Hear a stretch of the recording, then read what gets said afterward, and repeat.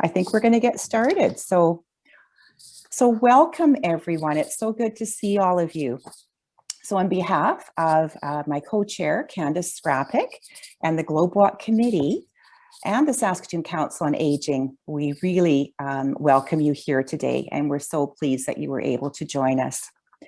So before we begin this afternoon, I'd like to acknowledge that the land that the Saskatoon Council on Aging office is located on is Treaty 6 territory, the traditional territory of the First Nations and the homeland of the Métis.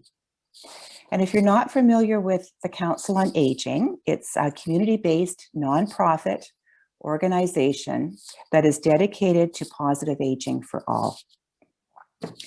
So we've already talked about muting. And so the reason that you do that is so that there's not a lot of feedback that happens. So if people are unmuted, then we'll sort of hear it in the background. I also have my speaker view on. Sorry, if you want to put the speaker view on, then you'll be able to see Dr. Walker sort of in a full screen. And so right now I have you in my gallery view, but there's also a speaker view. And so you can choose to put that on, and mine is on the top right-hand side. Just like that. And then at the bottom, there is a chat feature, and I hope you found that because we're going to be using that chat feature today if you have any questions of Dr. Walker, and we're going to try and answer that. He's going to try and answer those at the end of the presentation today. So just type your question in that, and then we'll have a look at that. And again, if you want to leave your video on, that's great. If you don't, and if your internet's not great, it sometimes is better if you turn your video off. You'll maybe get better connection. And one last thing is you'll have a short survey that will be sent to you at the end of the presentation. Please consider filling that in and sending it back. It does help us improve our programs, which is what we want to do. So Globewalk is possible and is supported by sponsors, and we're lucky enough to have the Community Initiative Fund, Dakota Dunes Community Development Corporation, Saskatchewan Senior Fitness, Sask Lotteries Microgrant, and Forever in Motion to help support us. So in January, if any of you are interested and don't know, we actually did really well in terms of our Globewalk stats.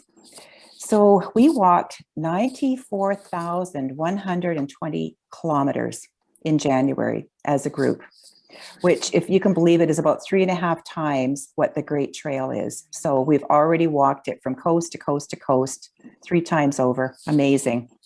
And if you're interested, go to the SCOA website and look at the monthly stats board, which is what I did the other day. And it'll give you your team kilometers and sort of where the location is, starting from Victoria to where you ended up. Okay, so now I have the pleasure of introducing our very special guest speaker for today, Dr. Ernie Walker. Dr. Walker is an archaeologist and anthropologist and was instrumental in the establishment of Wanuskewin Heritage Park. He was born in Saskatoon and educated at the universities of Saskatchewan and Texas. He pursued a 2-pronged career in both prehistoric research and forensic science.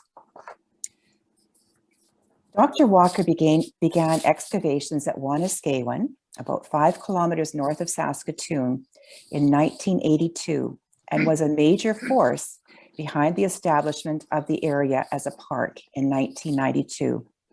He is also noted specifically for his knowledge of Aboriginal prehistoric burial grounds and of human reaction to climate change over the millennia. He is a distinguished professor at the University of Saskatchewan, a recipient of the Saskatchewan Order of Merit in 2001, and a member of the Order of Canada. We're so lucky to have him join us today, and I'm going to pass it over to Dr. Walker. Welcome, everyone. I want to thank SCOA for the invitation to speak with you this afternoon. I've got a limited amount of time. I normally take 3 days to tell this story, but we're going to have to chop out some major parts. The story I'm going to relate to you is an epic Canadian story. What that means is it transcends regions in our country. When the story of how Wanuskewin came to be, it will be the kind of story that we used to see in spellers when I was a kid in school, and these really essential Canadian stories. So let me begin. And I only found out just the other day that the first time I stepped on this property was 1977, which is pretty darn amazing to me since I'm only 35. But nonetheless, this was a cattle ranch, small little cattle ranch on the north end of Saskatoon. The old rancher's name was Mike Fitkowski. He lived alone. A lot of people thought he was kind of an odd fellow, but he needed some help. He was getting up in years, and I was interested in everything Western, and so I became kind of a ranch hand, if you will. Well, while we were moving around the property as a budding archaeologist, there wasn't a place that I would go I wouldn't find arrowheads and dart tips and potsherds and bones and charcoal. It was literally everywhere.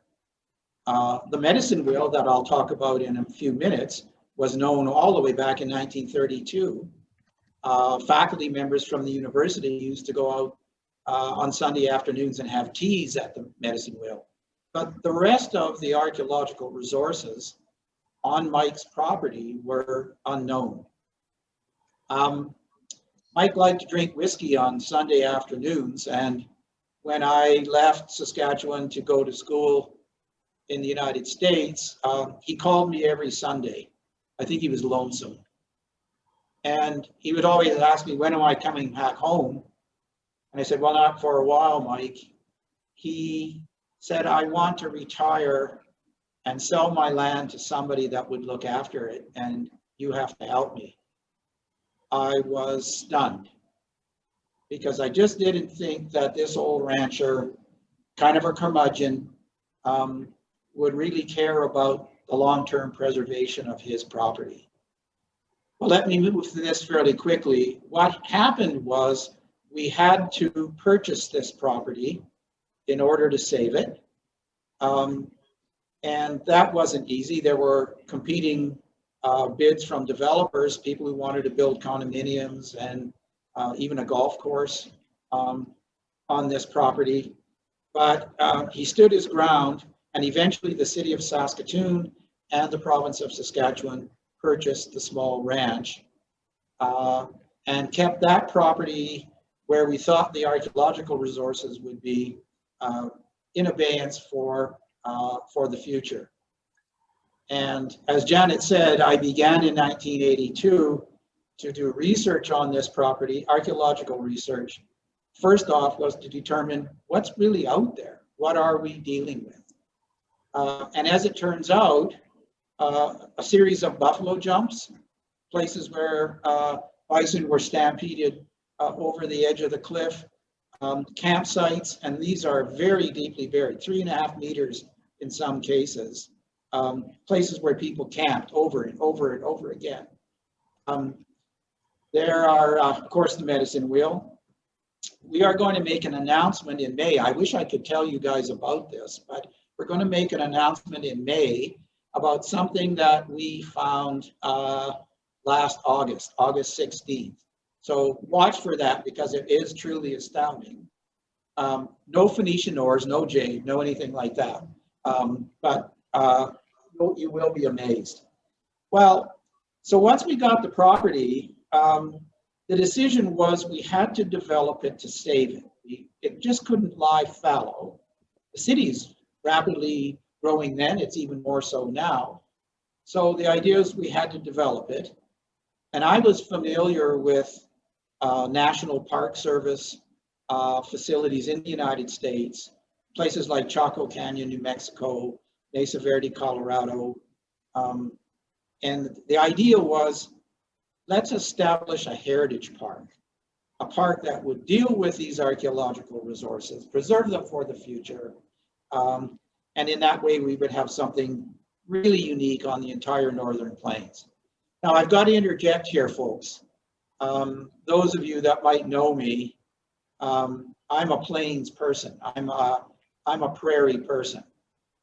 I remember when I was in grade school in art class, we were told, to draw a landscape. And every kid in the class drew a line through the middle of the page, blue on the top, green on the bottom. And then you'd get in trouble because that's not what a landscape is. A landscape has mountains and trees. And every kid would go out at recess and look at the horizon and think, what are those people thinking back there? So this is about the plains. This is about the prairies. This is about who we are. Big sky country, as they like to say in Montana. And I think that's worth preserving. I think it's worth talking about.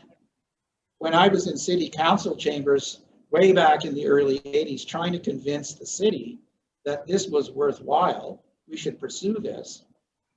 One city councilor said, this is just old bones and buffalo chips and nobody's going to give a damn about it.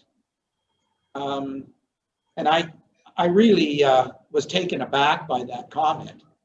I went out into the lobby of the city hall and the Star Phoenix, the local newspaper, said, what did you think about Councillor so-and-so's remarks? And I guess I was frustrated being a brash young faculty member. And I said, if I wanted to find old bones and buffalo chips, city council chambers, it'd be the first place I'd look. And that got published the next day in the newspaper. Suffice to say, we won the day. And so we set on the course to develop a heritage park. Now, something miraculous happened. I was sitting in the executive director of the Meewasin Valley Authority's office one day about 1982. And we were talking about the park and about archaeology. And I said, this is First Nations culture history. We have an archaeological record here that goes back over 6,000 years. Astounding. And because it's about First Nations culture history, shouldn't they be involved in this? Shouldn't they be invited to be a part of this? That's pretty radical thinking back in the early 80s, believe me. And so we assembled a group of elders. I found this out the other day, I didn't know it. When we first had our first meeting with elders, they didn't say anything. And finally, one of the elders said, we're just not used to being asked to be part of anything, so they didn't have anything to say. This took a lot of time, folks. This is not easily accomplished. You build trust. We've got 150 some years where things didn't go so well. We had a big sweat lodge ceremony in 1984. And this was the day when the decision was made, is the First Nations community going to be a part of this or not? And I want to stress, these are old-time elders. They're all gone now, unfortunately. Yes, I'm pretty much the last one standing.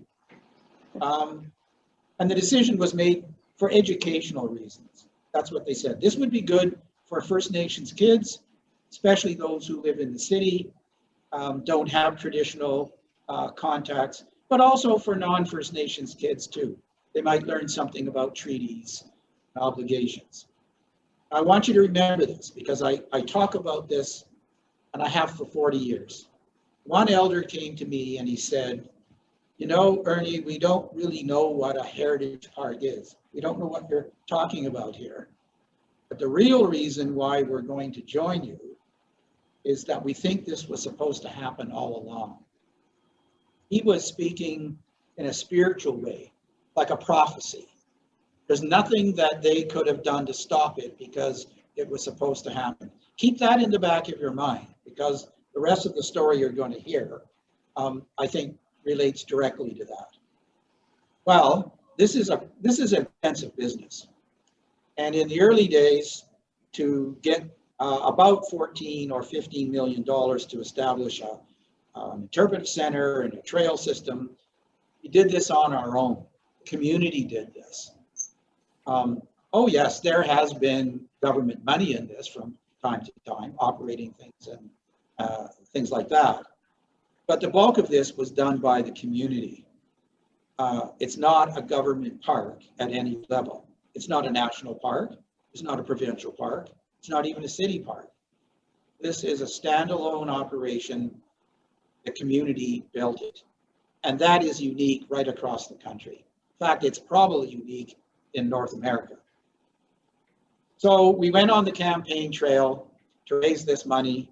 In 1987, October 18th, a cold fall day, Her Royal Highness Queen Elizabeth II visited the park and designated it as a National Historic Site. What a day. Yes, it was cold. Elders were here with treaty medals. There's a few thousand people here that particular day. It opened in 1992. So you might say, why did it take so long from the early 1980s to 1992? I like to think in Saskatchewan we have great ideas and no money. It just took us so long to assemble the amount of money that we needed, especially for the interpretive center.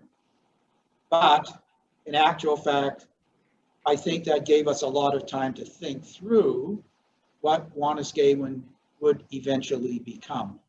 So great fanfare, and Wanuskewin proceeded through 2000s. But you know, things started to get a little bit dated. And I think it was probably around 2013 that we decided we needed to renew the Wanuskewin story, the Wanuskewin experience. So we started a campaign, a new national campaign called Thundering Ahead. It was about bison. We were using that as sort of our brand. And we set out to raise about $25 million. This is to elaborate the building, a substantial addition to it, marvelous, to upgrade all of our facilities and indeed bring bison, live bison, to the park. And I do want to say a little bit about that. Well, not only did we raise $25 million, we raised $40 million right across the country. I remember being in downtown Toronto in the headquarters of the Royal Bank. And you know, lots of people are out looking for money. The chief executive officer of the Royal Bank said, you know, you come in here with a project like this, it's so multifaceted. It's about the environment. Yes, it is. It's about research. It's about First Nations. It's about the West. It's about what the prairies are about and what folks are thinking about, what their aspirations are out West. And that was the story right across the country. So we had a story to tell. It wasn't a business deal. It was from the heart. It was an emotional ask. Well, we are just waiting to open. Building's finished. All of the development is finished. But because of the pandemic, we are kind of in a delay here before we ultimately open. Now, part of this whole story is we are in the process of trying to achieve World Heritage designation through the United Nations. Can you believe it? The transcendent nature of this little piece of land on the north end of Saskatoon that 40 years ago was just a lonely little ranch. And now we hope to be on the international stage through the United Nations. There's no guarantee we'll get it. It's hugely expensive. It's very political, but we hope in 2025 in Paris, France, in June, Wanuskewin Heritage Park will become Saskatchewan's first World Heritage Site. We're going to be on the world stage. Now remember what I said about that old elder. His name was Lawrence Tobacco. This was supposed to happen all along. Now that I'm older and I look back, everything that he said was right. We had royal visits. our campaigns were remarkably successful. Our ingenuity, our nimbleness, the story that we have to tell is the epic Canadian story of Wanuskewin. I have folks that come out and visit, and they say, you know, when I come to this property, I don't know what it is, but I feel different. There's something about this place that is unusual. And I'm not talking about First Nations elders. I'm talking about visitors from all over the world.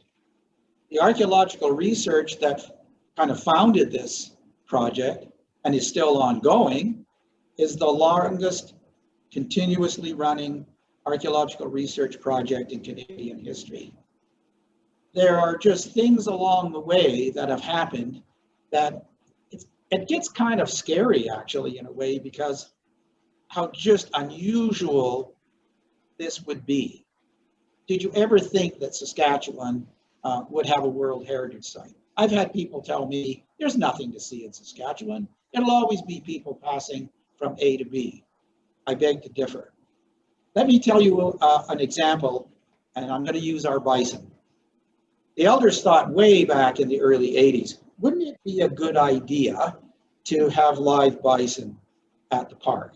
We didn't have any money. We had no facilities to manage these animals. And so it was put on a back burner for literally 4 decades. Well, as part of our Thundering Ahead campaign, and you'll see the bison bull behind me here on this screen, we had a donation to establish a small bison herd, hopefully about 50 when we're done. We've got excellent facilities, top-notch facilities. But as it turns out, our animals are pretty special. Now, I don't know if everyone listening knows that bison in the 1870s nearly became extinct. There was only about 1,000 left in North America, down from 26 to 30 million to 1,000 animals. So they were on the verge of extinction. There were some small remnant herds that were collected. One came out of Montana, went to Alberta, ultimately to a place called Elk Island. And those animals have been used to seed other areas, including Grasslands National Park in southwestern Saskatchewan. And we have, last December, a year ago December, were able to get 6 heifer calves representing those animals that were originally in Montana. Well, here comes the interesting part. Connections were made in the United States with a group of animals that were ultimately out of the Yellowstone National Park in Wyoming. They're descendants of another very large original herd. But what I'm telling you is the animals at Wanuskewin genetically are some of the last animals that have the original genetic makeup. Absolutely, absolutely astounding.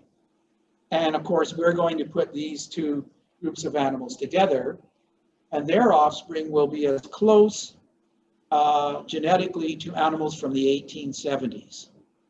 That's a story all in its own, and it hasn't even been told yet. So the real story of Wanuskewin is we came from nothing through a lot of dedication, a lot of hard work, a lot of ingenuity.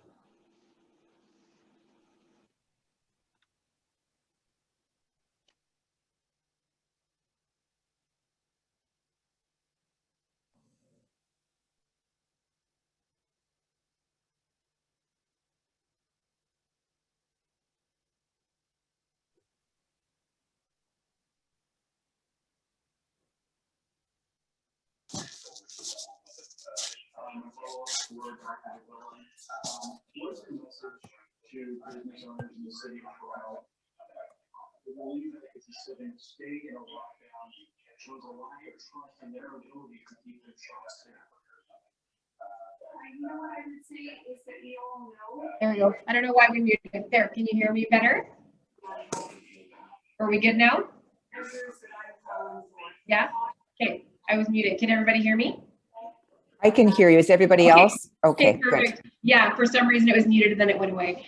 So like Ernie said, my name is Amanda Bullen. I am the visitor experience manager here at Wanuskewin. And what we have today, and that link to the trail and to what your group is doing to be able to kind of clock those kilometers and do that, is that's that really unique experience where you're able to walk out here or bike out here, or just when you come out here, you can experience our trails as well that are at the park. And so our 6 kilometers of trails on site are not technically part of the Great Trail, but it is just something really awesome where the Great Trail brings you to the site here. And as Ernie was talking about the story of the site, and one of the things that you can do in the winter time is that the trails are quite packed down now. We had that big snow, but they were teasing me because I'm a prop person, is you can snowshoe. And so if you are coming out and you are feeling like maybe getting your kilometers in a bit of a different way, we do have snowshoes for the whole family. So you can bring your kids out, grandkids out, kind of full family experiences. And we still have guided programs every single day. We have dancers on Saturdays and Sundays. So if it is something where you didn't want to come here during the winter, we still have stuff that's going on all year long. The Great Trail link itself is seasonally closed to the site. So as soon as the snow is cleared, if everybody's kind of familiar where it links to the Meewasin Trail on the north end, as soon as the snow is cleared from that part and it's springtime, everything's going to be open again where you can walk or bike or get here linked to that trail during our open hours.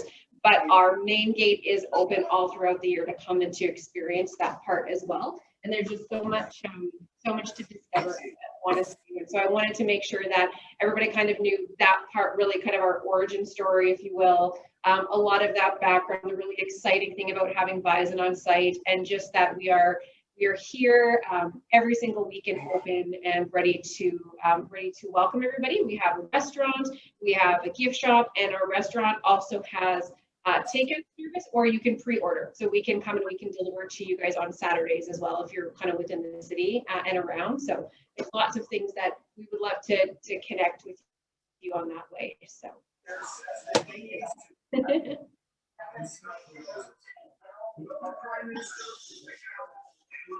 Thank you, Amanda. Yeah, of course. And now so many questions. I know I really kind of changed what Ernie was talking about. We're absolutely here for any question. Perfect. And Ernie, thank you very much. You are such a storyteller. You just really brought that alive. I have to say, I had goosebumps a couple of times. So thank you for that. It is an amazing story and a real one, and one that's going to continue for a long time to come. I know personally, I really hope it will become a UNESCO heritage site. And so I'll be looking forward to hearing about that in 2025, you said? Yeah, 2020. Now, as I said, it's very complex. But I have an ace in the hole, and that's that elder who said it was supposed to happen all along. So I'm not concerned.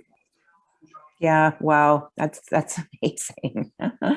Okay, well, I think we're going to open up the chat feature now, and I certainly would hope that if you have a question that you'd like Dr. Walker or Amanda to answer, that they would be happy to do that now.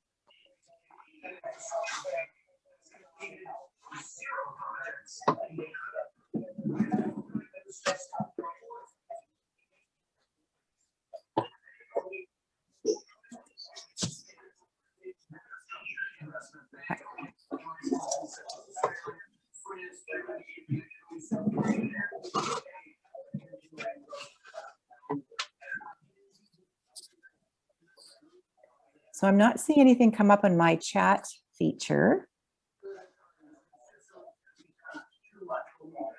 Ah, there we go. So Amanda, this might be to you. What are the hours for snowshoeing? Yeah, so we are open Wednesday to Sunday. And on our website, I always forget to say that, on our website, we have when the hours change. So Wednesday right now is 10 to 4. Thursday right now is 10 a.m. till 8 p.m. So we're going into the evening and we're going to continue that one on. Friday, 10 to 4, Saturday and Sunday, 9 to 5. So if you come out, that's when we're open. And the snowshoes, we do have lots available. We were able to get a grant from Sask Lotteries, and we're able to bring that in. So we do have lots to borrow.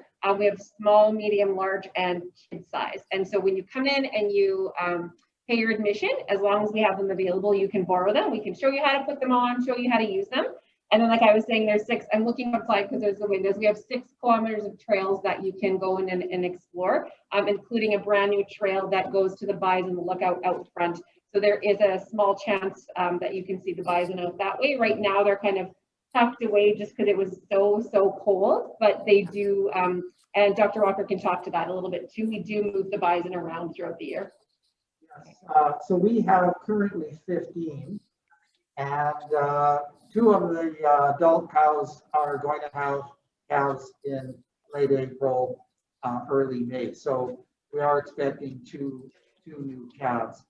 The animals move from pasture to pasture depending on the season. Right now, they're kind of in their winter quarters, smaller paddocks, and we feed them there in the paddocks. It's mostly to kind of keep them closer, to keep an eye on them. And we have to keep that bull away from the younger ones. So although, as I said, he's actually pretty, weighs about 2,000 pounds. But he's kind of, as I said earlier, a bit of a dolt. Mostly wondering where his next meal's coming from. The adult cows are about 1,600 pounds, and they're more of a force to be reckoned with. These are wild animals, by the way, folks. This is not a petting zoo. These are indeed the last of this really special group of animals. So I have to be very careful with those adult cows. And then we have yearlings, and last spring we had 4 calves, 3 females and a little bull calf, and they are an absolute delight. And so, yes, we will have them from in the spring. You can see them from a viewing station. They have a habit, though, of going where they want to go. And I'm not about to be the one to tell them no. Although I suspect they might listen to you if you do tell them. I'm not sure. I have those calls, I'll tell you. I'm sure. So Gail has a question. She said, is the rest of the site open every day? And I think you gave us the hours, Amanda. So right now, just Mondays and Tuesdays were closed unless you want a specialty booking. So like the room we're in right now is the Tatanka room, which we have a desk for a day program right now. So people are actually just coming out and just paying to be on site for the day instead of at home in their home office. So they're coming out either in pairs or individually or as small groups. And we do have conference spaces and meeting spaces as well. So we can open up for specialty bookings on Mondays and Tuesdays, but for general public, it's Wednesday to Sunday. And then we also have a brand new playground. I keep forgetting about this treasure that we have on site. So it's very, kids get just really excited about it. It's a really fun place as well. So there's just so much new on site in the last year. If you haven't ever been here or haven't been here for a really long time, the building has changed. We have brand new exhibits inside. So even on a cold day, there's lots of stuff to do inside. And then of course that COVID safe programming outside and guided programming. So we do have an archaeology program. We do have a program just about the bison. We do have a few other programs where if you wanted somebody to lead you, we do have staff available for that every day. Perfect, thank you. And there's a question, what is the business model for the park, nonprofit or profit? It's a nonprofit. However, I said earlier, this is not a government facility. Most parks like this would be maintained and operated and owned by the government at some level. So we, to pay our operating costs, yes, we get grants, but who comes through that front door is a major part of how we keep open, how our operating costs go. So we are planning, as I said earlier, we've always been in the tourist business, but we are looking at getting into the tourist business on a completely new level, that international level.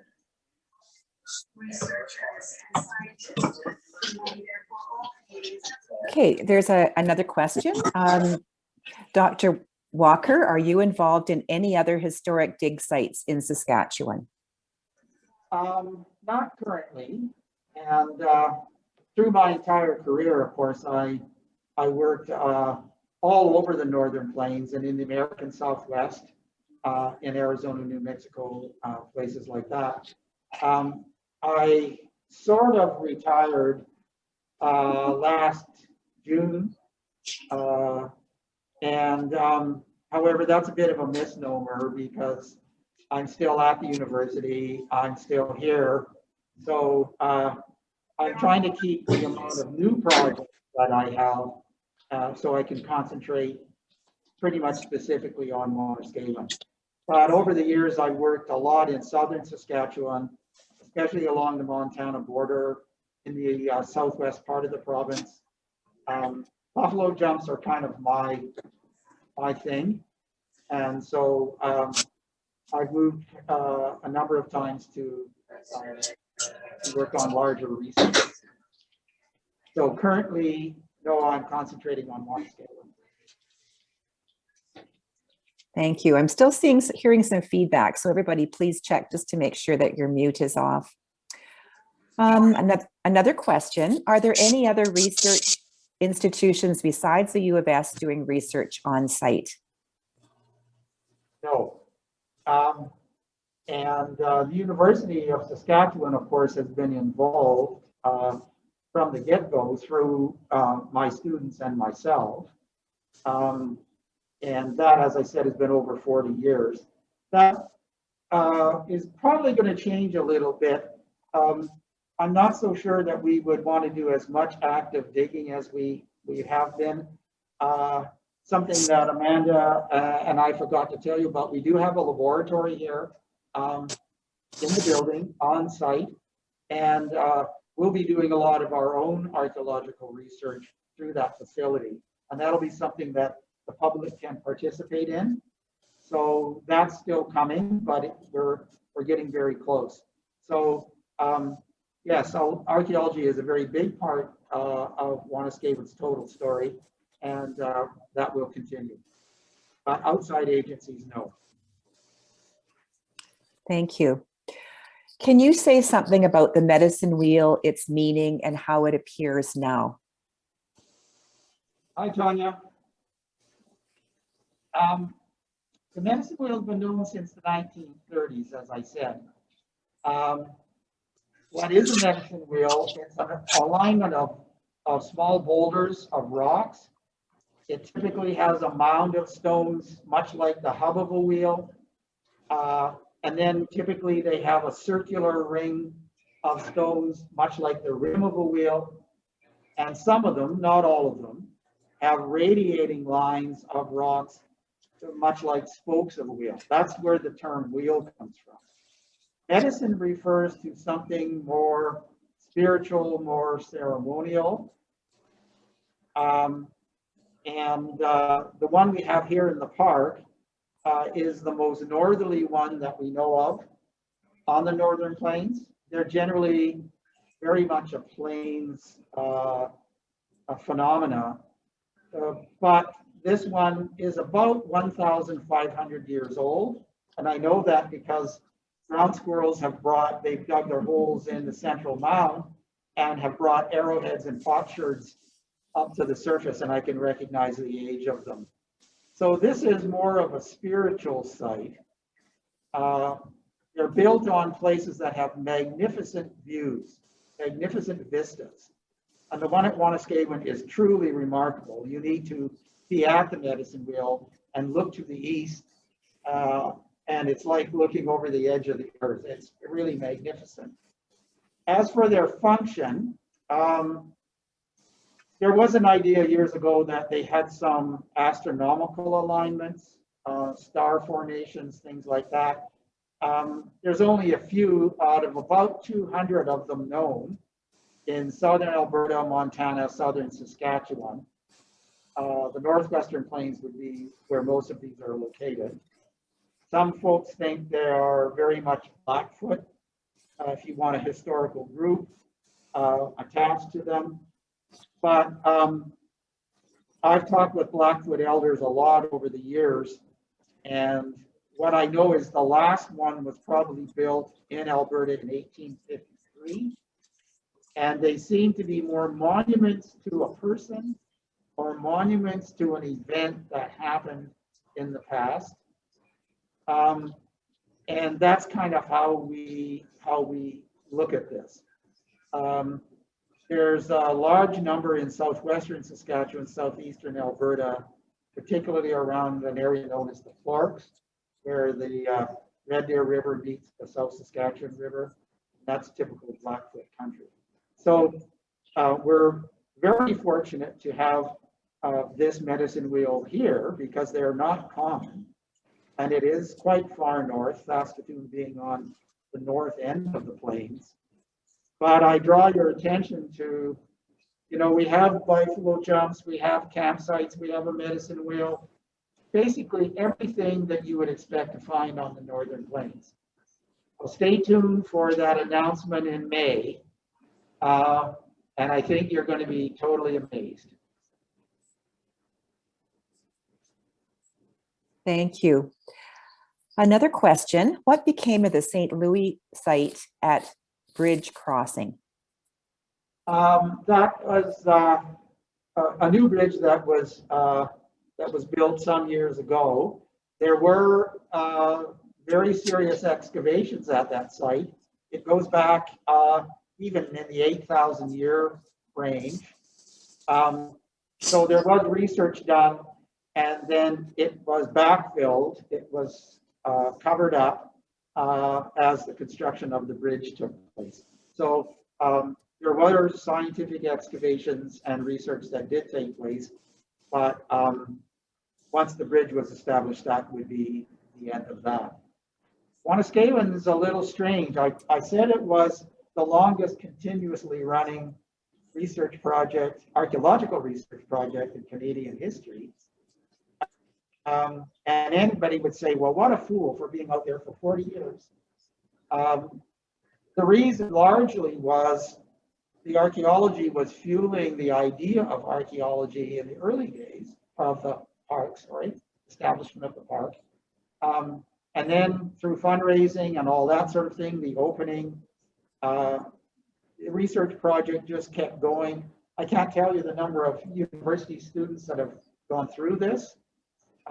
Undergraduates in the field school, but graduate students, both at the PhD and master's level. So the research program is something, another story all of its own.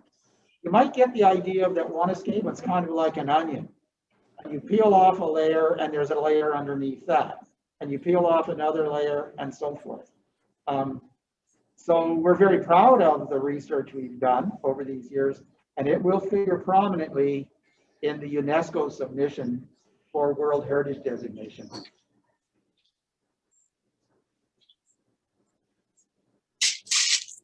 Thank you for that. That's so interesting.